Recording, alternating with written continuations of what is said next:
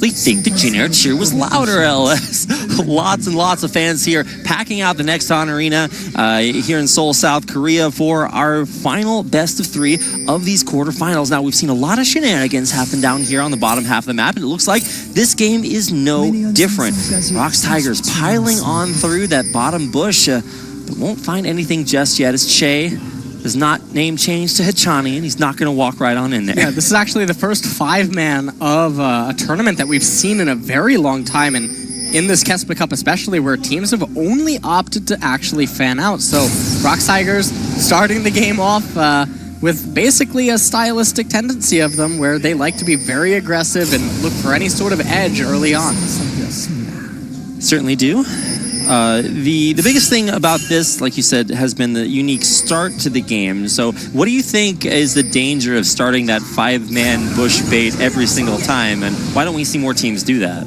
Well, basically it is a little bit of a coin flip. You do have the possibility of losing out on vision control on either your left or right-hand side of the map, and that can get a little bit dangerous with trying to read into the jungler routes after the first few camp clears. And with a blue side Lee Sin, we can probably expect to maybe see some fireworks go off in bottom lane around level 3 as Peanut makes his way to the bottom before heading back up top to hand the blue over to Cry, but actually he's taking his blue buff. Yeah, so that's what's really very interesting. Traditionally, at least what you've mentioned, we see Lee Sin start on the bottom half of the map and then wrap around to hand off blue. Of course, what you can see there right on your screen is how close this matchup was historically between these two teams, even though they finished drastically on opposite sides of the standings at the end of last season. Yep, and right now, looks like Olaf is a little bit ahead of Peanut on making his way over to the right-hand side of the map, but 3-camp player for both junglers. Wings obviously needing that blue buff right now as he was almost out of mana. Nice angle there by Gorilla, getting a little bit of harassment off as Karmas are wont to do. A question earlier about the Lee Sin and starting off on the blue side after we've seen most of them start on the red side, hand off blue. What does that really change about this jungle route comparatively? Well, Peanut's just going to have a little bit more experience. It definitely will hinder the mid lane matchup a little bit for Cry.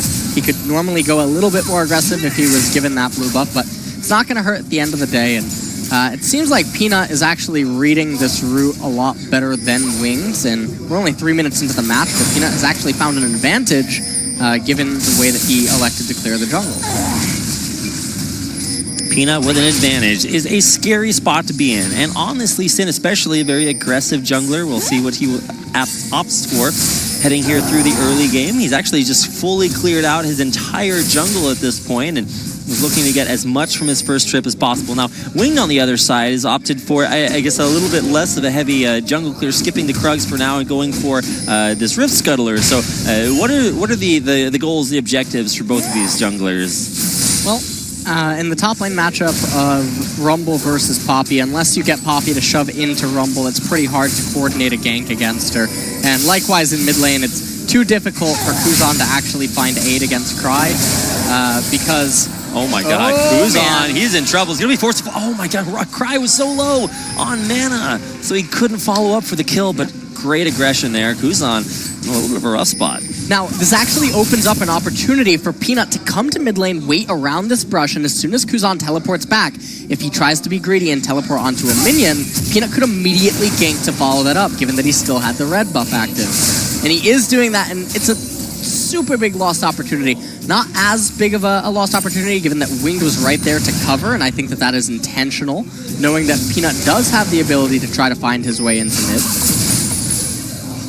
Pressure being put on the bottom lane as well. Not just the mid lane, as Prey and Gorilla continue to push in. Now, one of the criticisms that Teddy did have in his previous series that they played versus Longzhu is that he takes a lot of poke. Like a lot of poke. So expect to maybe see that either changed as a positive or maybe stay the same and be a liability here as Gorilla Prey pushing on in. Now Winged, once again, there to protect the mid lane as Kuzan teleported in. Now down to the bottom half. Is this where he needs to be? Well, at this point, it's probably the only opportunity he has. If you look at top lane, you look at mid lane, and his laners are just constantly pushing. So at this point, the question becomes, why do you have an Olaf, at least for this stage of the game, if you're going to choose to play out your lanes like this? So The only opening he has is down here in bottom lane, but against a Karma, it's pretty difficult given that she can just speed both herself and her AD carry up. Summoner traded for Summoner. Wing, though, going to get leashed. No, runs out just in the nick of time with that Ghost. Teddy content to walk forward, even into Gorilla, as now Peanut has joined the fray in the bottom lane. No gank, but Flash taken out from Gorilla. So that's going to be actually not really a victory for Jin Green Wings, but it does apply some pressure relief to the bottom lane, and it gave Teddy at least a recall timer, and now Che going to have to stick around here to stay to try to pick up some of the experience and gold from that minion wave, so it doesn't go to complete waste. Peanut content to herbivore it up as he has just been jungling, heading up for what should be at least soon the second blue buff. Looking to hand that over to Cry. Now, the ROX Tigers have opted into this double tier composition with a Poppy top that's going to be behind early. So that's a lot of investment in the future. Do you think that's too much of a liability or something that Jin Air needs to really capitalize on? Well, to point out, the Tier of the Goddess isn't super hindering to Cassiopeia given her passive Axe's Boots. So it's a little bit misleading to just look at her items and assume that she has no combative stats. She has the flash over Kuzan. She doesn't really need any sort of damage because her base damage is pretty high.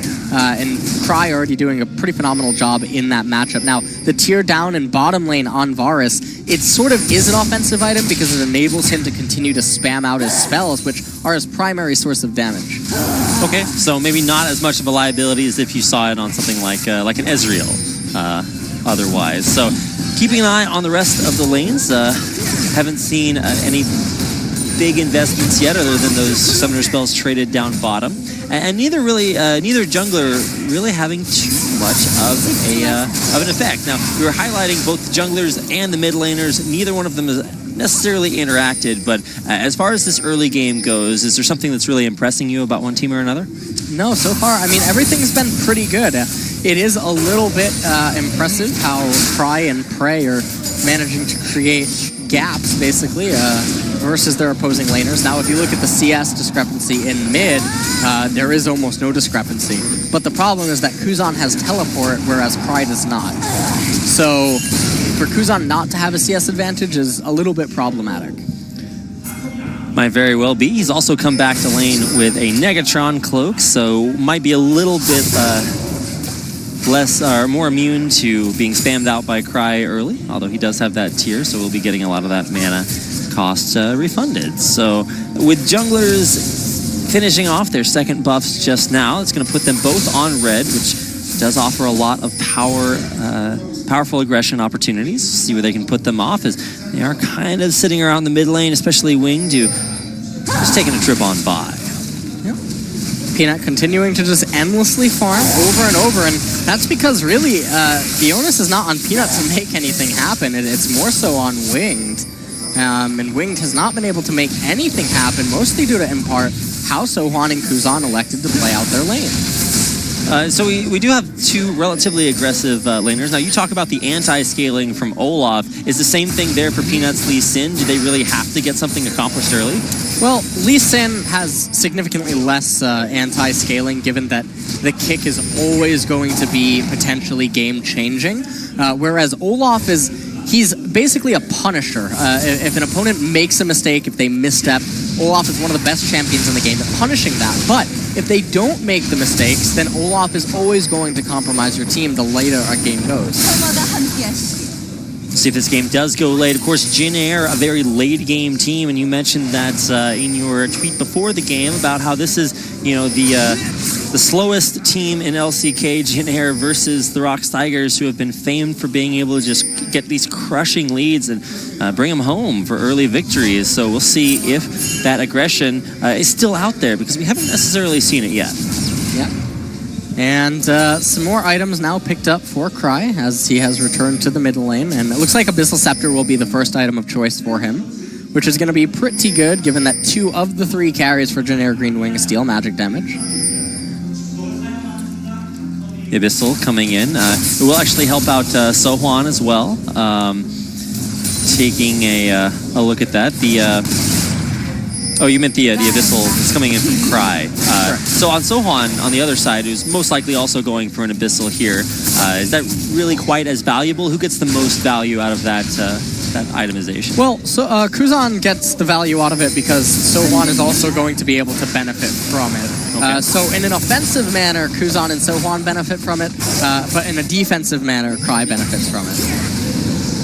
All right, so different ways. Now, KeSPA going in, missing the knockup thanks to an immediate flash away, but Peanut's too good, and he's got the turnaround. Sohan does have a teleport coming his way, the equalizer on the wave, but not onto Smeb, and that will result in overall non-factor as both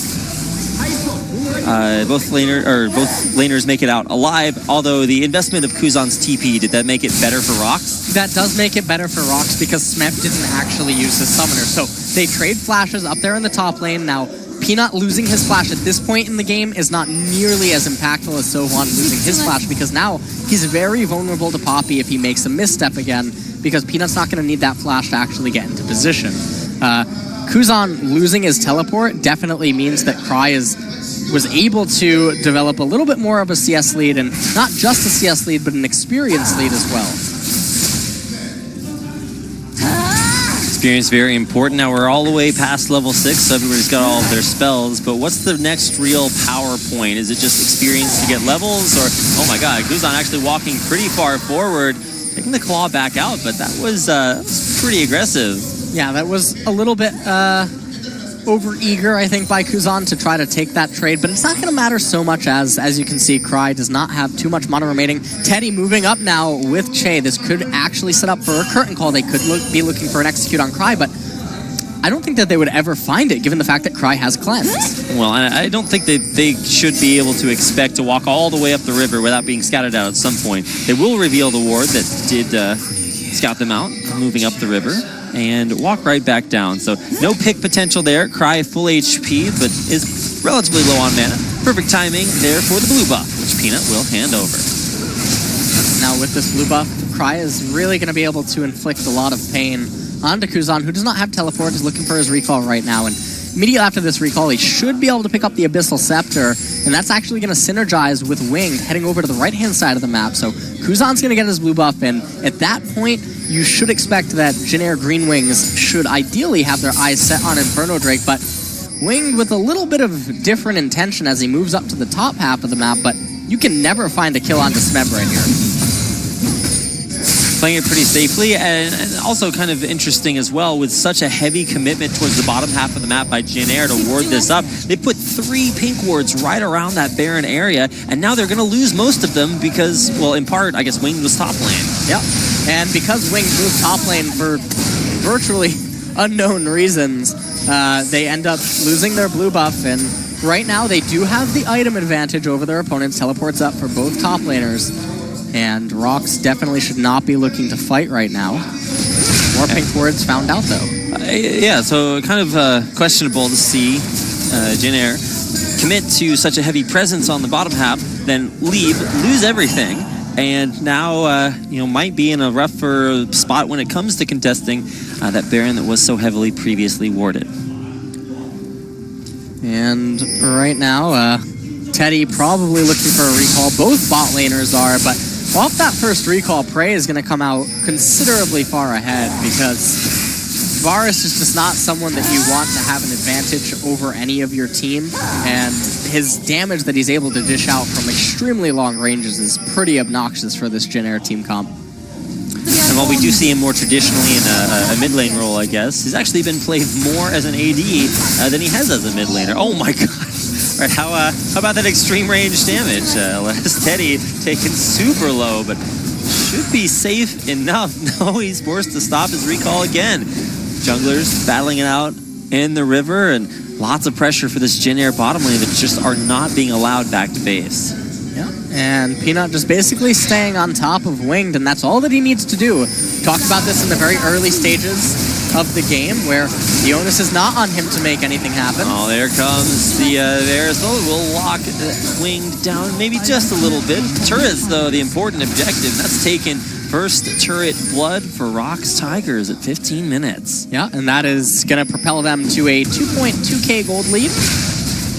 And that's not something that you want to be happening if you're Generic Green Wings, because their composition is one that wanted to explode during the mid-game, and so far they haven't managed to make that happen. And a lot of the scaling components of the ROX's team composition has basically been enabled, and that's pretty scary right now. And I wouldn't be surprised now if we actually just see rotations made over to the mid lane. We might see some Drake congestion.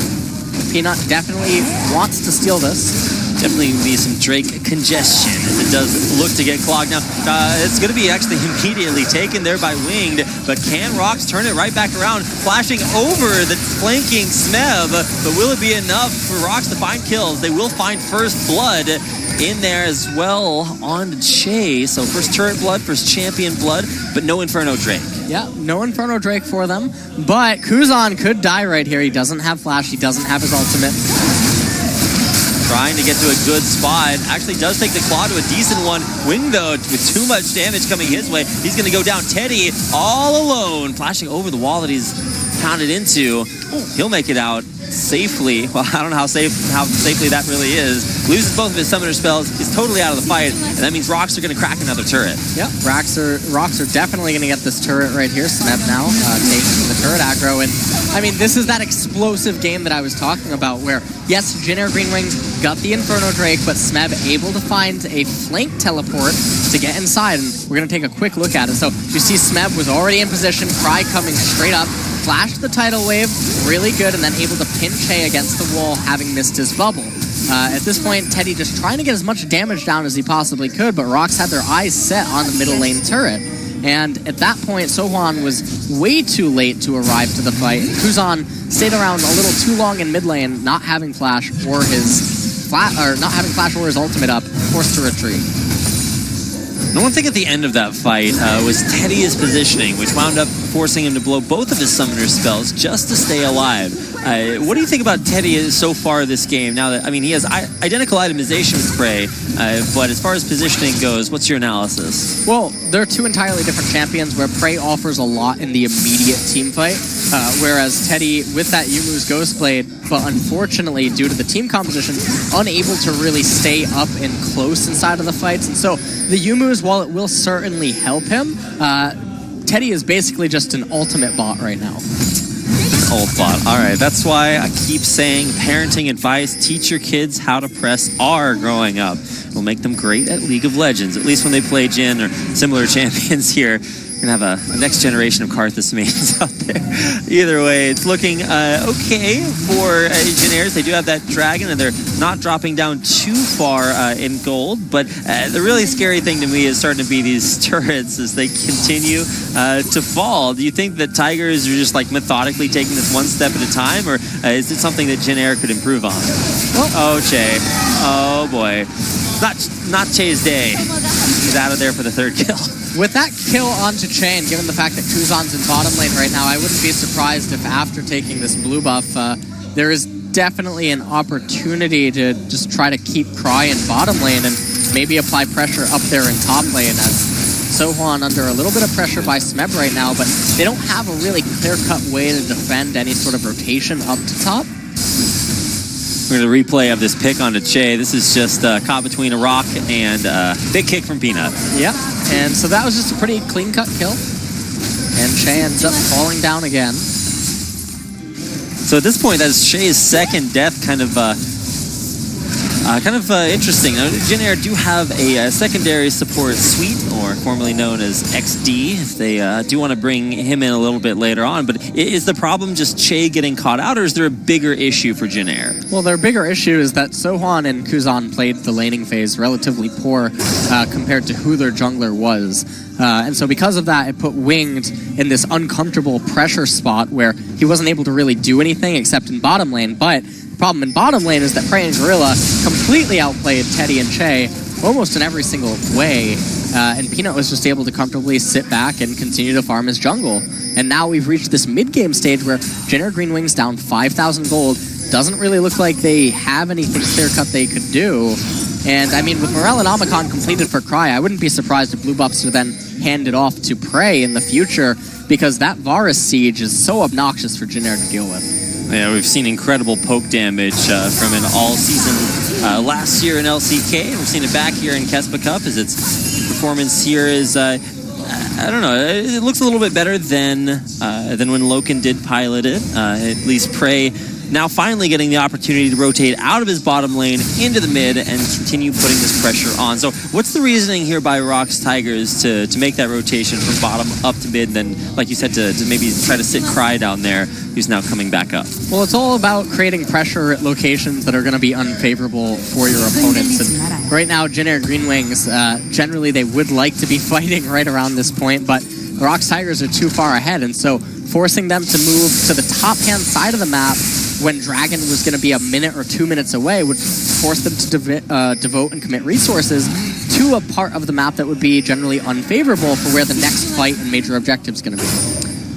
Good snipe there on Shay. And as far as, well, where this next major objective is, it's 4 seconds till this Dragon is going to come back up. And with both top laners with teleport, they are heading that way. Now, there's no way for Sohwan to stop Smeb from teleporting down there. Whereas on the other hand, lots of opportunities for Poppy to interrupt the Rumble from joining this fight. Is that something these teams have to keep in mind? Or, oh man, might actually not be able to talk about it. Prey trying to run his way away as quickly as possible. He's got that support from Gorilla. We'll get to the safe zone. And a Cloud Drake is the one to spawn for the Tigers. Not the worst, not the best. Certainly better than Water Dragon, but not as good as Mountain and Inferno. No smite steal there by Winged, who did come dangerously close to the area. So coming off of that Dragon, taking that objective out of the way, Jin Air is still kind of looking for the next step to take. And the next step to take for the Jin Air Green Wings is honestly to try to find some sort of a miracle equalizer into some sort of miracle engagement from Kuzan, because right now a straight-up fight is always going to be disastrous for them, given how far behind they are. Okay, loss of the red buff. It's stolen by Peanut. Follow-up non-existent as ROX get in, get the buff, and get right back out again. I think that if I'm counting correctly, that's the 3rd buff that they've stolen away from Wings so far. Is that just the Olaf effect, or what is it that ROX is doing to allow them so much pressure and control? Well, it's that Wings' movements, well, early on, Wings' movements were a little bit bizarre, like when we saw that they lost their blue buff. He moved up to the top-hand side of the map, even though there was clearly no way to get any sort of a gank off, and Kuzan was coming straight off of a recall. Dragon was going to be the priority, and so he had a very clear-cut ABC route to take, and he didn't take it. This time again, Peanut just beating him to the punch, and Winged is basically playing reactive when he should have been playing proactive. That was an interesting route to get to the turret there from Peanut. I felt like he realized, he just scouted out, got into a good spot, and now ROX looking to take their 3rd and final outer turret. Shay, no, that is not going to be the turret you defend, but Kuzan might actually be able to make this one happen. Gorilla coming up, though, and maybe turning right back around as Zanya's, and now that gives time for this turret to get taken out. Not on time with the Cryo. Looks a little bit like Faker's from earlier on in the tournament in his round of 12 match. But either way, it's okay. And that means that the turret goes down, and that's 3 kills, 3 turrets, and soon to be much stronger ROX Tigers is next time they head on back. Okay. Oh, okay. I'm watching you, Winged. Winged has yet to really accomplish a whole lot other than just die in that earlier fight, and now Prey back into the safety zone. Jin Air just seemed like they're really kind of struggling to find what their next step is going to be. Well, first tower of the game picked up for them anyway. Yeah, but it comes at the cost of being entirely out of position for this mid lane siege, and with Varus making his way up the mid lane, it's very unlikely that, well, never mind, they have their eyes set on Sword. Oh my god, beautiful. Stun into the wall, follow-up kick, the knock-up, but even still, Sohwan surviving for so long, he'll finally get taken out of there, not without popping that Maw of Malmortius for Peanut. Interesting itemization, but Smeb in the backline in onto Kuzan will get the stun into a follow-up stun there. Cry will get exhausted. As Kuzan heals up, going to get locked into his Glacial Tomb. Peanut low, but off to the backside. It's going to be a kill there for Cry to make it a 2-for-1 exchange as Peanut did fall. Oh my goodness, Smeb walking forward. I was thinking he was about to make another engage happen, but it looks like instead ROX disengaging. Content to continue their pressure in the bottom lane. Yeah, and Prey looking to poke people out right now. doesn't deal enormous amounts of damage just yet. Still has to get a few more items, but I mean, in the end, that was a pretty big victory. Cry trying to get this blue buff. Winged, no smite, so it does end up going to Cry, and that is very painful as well. Third blue buff in a row, stolen by the ROX Tigers, really keeping that off of Kuzan, who couldn't have gotten it anyway because he died in that fight. Yeah, so if we just take a look at this fight, ROX Tigers turned their attention to Swohan due to him being out of position, and when they finished him up, you see the teleport coming in from bottom lane. Peanut put the Q on the Gromp because I think he wanted to just hop over via the Q, but then forced to flash because his Maul was off cooldown, or on cooldown at that point. Kuzan Zanyazing one more time, but it wasn't enough to save him. Meanwhile, in the background, we see Wings come in, pick up the kill onto Peanut, but then Olaf do what he does best. As he runs away. The race car Olaf just zooms through your team, bops the low health guy, and makes it back out the other side. I guess that's Wing's moment to shine. It's just kind of funny to see him like swinging his axes around, you know, gives the boop to Peanut and takes him on out of there. Now Peanut walking forward, and some nice jukes around, everything thrown his way. Positioning now around this Baron buff. We're 27 minutes into the game, and Tigers have a pretty sizable lead. Is Baron the objective that they should look to siege? Well, Baron is a real objective, but you don't want to tend to do it if the enemy team has all of their champions up, because Rumble's Equalizer is a pretty easy way to dissuade you from sticking onto that Baron or finishing it. And equally, I mean, the curtain call from Teddy is going to be a pretty rough thing to try to sustain and absorb through. All right, well now Wing versus Peanut. Looks like they will find each other out. The ward sticks as Peanut establishing this deeper pressure. Wing, though, putting out a pink to try to find one of his own, forces out his ult, which will be very important for this upcoming fight as Peanut looks to steal away yet another buff. And the red buff probably going to go over to Peanut here as the top tier 2 turret looks poised to fall, although they do stop their siege right now. Smeb, in the meanwhile, content to continue pushing this bottom half of the map, and it doesn't look like there's a whole lot to come stop. And right as I say that, Sohan diverts to come deal with this effect, and Peanut, not content with just stealing buffs away, wanted to take the Merc Wolves and won't be successful. Gets a Gromp, though. And right now, an Inferno Drake has spawned again. We see that Cry trying to get a little bit cheeky.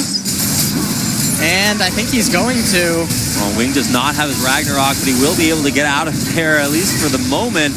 Continuing to try to find something, but the backline's what's vulnerable. Cry getting knocked up, getting slow. The damage is down there, and it's actually Sohan to finish him off. The mid laner's dead for both sides, and Teddy narrowly able to survive. Who comes out ahead in the end is ROX Siege mid. Well, Kuzan going down there is bad, but if you notice, Cry's death was a little less in vain as he managed to take Che and Teddy completely off the battlefield, and now the Tigers looking poised to take this Inferno Dragon. Once they get that, the other problem that the Jin Air Green Wings have yet to really deal with, and I hope that's not a ping to start Baron, because that would be one of the worst calls. Okay, instead it was just a ward, but you notice that there is still 2 tiers on the ROX Tigers team composition. So once those become a different item, and hold on as we take a look at this fight, so you see that Cry able to get onto Teddy, holding his ult until the exhaust had ended. Really good intention, but unfortunately got locked up by that Nami tidal wave and unable to find the kill onto Teddy there, but that was all right as they still traded 1-for-1. But when the Monomune and Muramana come out for Prey, and when Seraph's Embrace is completed for Cry, that's a very, very big wake-up in terms of damage that the Tigers currently don't have, but it's almost here, and Jin Air doesn't have a way to respond to it. Jin Air have struggled to respond to really most things thrown their way, and this is Wing going crazy again. It's the race car Olaf in onto Gorilla. Here comes a curtain call with a nice double bubble committed there by Che. And it does look like Gorilla might go down. No! He survived! And now it's going to be a one dead Winged out of there. Kuzan the next to fall. And Peanut looks like he might have sights set on Sohan, who does just barely escape with his life. 2 big picks for the Tigers. Whoa, my. All right, Teddy's got something to say. He is able to finally finish that kill onto Gorilla. Does that change this landscape coming into Baron? It actually does. They aren't going to have the AoE shields that Karma can grant, and so this is a little bit dangerous, but no jungler, so they're going to be able to finish off the Baron as Cry actually just monstering his way into the enemy team. Nothing to stop the rampage of this Cassiopeia, who takes down the carries, gets that double kill, and now Tiger's on a little bit of a long-winded chase here on to Che. She can't have a chase without the Che in it. And he will be running his way all the way right. Sidecaller's Blessing's a pretty good spell to have, or passive, but in the end, Smeb is pretty fast. And now that Che is forced out of options, it will be Peanut, actually, at the end, to snipe away that kill. And off this recall, we're going to see some big items purchased, but before that happens, we can just see, here's what Olaf basically does. He runs into the team, doesn't really deal a lot of damage, and so even though the ROX Tigers were completely out of position, it doesn't matter as they were able to burst him down really quickly. Kuzan got locked up without actually doing anything, and at this point, it was Sohan, Teddy, and Che trying to run away. Gorilla not really respecting Teddy's accuracy on that Jhin, did die a moment later, and they were able to find the Baron. But, I mean, at this point, you just basically got to witness that the ROX Tigers can just maul the Jhin Air Green Wings down at this point, and they almost don't have a say in it. And there was absolutely zero response to this Varus poke. Certainly was not. Oh my goodness, Peanut going for the 1v1! Teddy got his stuffing ripped out there. Peanut mercilessly takes him out, and I mean, when your junglers, when ROX's jungler's doing that and Winged is unable to dive in and kill their enemy support, I think there's a pretty big contrast there as the Tigers break the base and look for their first inhibitor of the game. Yep, and they're certainly going to get this inhibitor, while Peanut, meanwhile, pushing this turret straight up into the Jhin Air Green Wings base, and now it becomes very easy to actually coordinate this to either take the team fight or get the inhib. Change of corruption onto Sohan, force out his Zhonya's. He's not going to last much longer afterwards, and he will drop down. Peanut the one to claim that kill as well. The rest of the Tigers push through not one, but now looking for a second inhibitor as the minion wave will crash into this bottom base turret. So they are going to get the inhibitor here, and I wouldn't be surprised if they just back off after this. No reason to extend. Well... Oh. Or is there? Smeb's got other ideas. He's going to go in there and look for an ult to find something else. Cry able to make his way away from Teddy's ultimate and barely survive a double takedown. Tigers just massacring the rest of the Jhin Air Green Wings as they try to mount some form of defense that the Tigers have none of. I guess this is why you don't bring Tigers on an airplane. Generally a bad time for the Jhin Air Green Wings. They have got to get these Tigers off this plane, but if they're not going to be able to do it in game number one, as the Tigers crush through their base, maul Jhin Air back to the fountain, and it looks like ROX Tigers are going for a few bonus points before turning this game into its end. It will finally finish as the Tigers have 5 times the number of kills for 15-3 victory over the Jhin Air Green Wings. Yeah, and that